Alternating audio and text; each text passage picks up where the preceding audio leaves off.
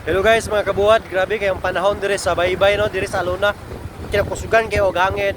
Then postpone ang mga nag-island hopping tungod sa panahon karong apuna. Imagino ninyo guys, wala na sulod ang akong basket na puno na hurot na ang buhat. Tanaw ninyo no, mapadpad na mga buhat na. Ha? Mapadpad. Na. Mapadpad. Tungod sa kakusog sa hangin, so makita ninyo dito no, sa mga kadagatan dito mga buhat. Grabe kay God. Tanaw.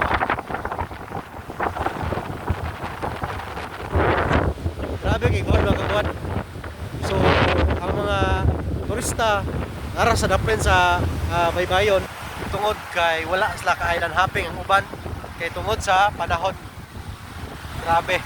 So, ang lang gibuhat na picture lang sa dito. Picture lang sa dito. So, ana.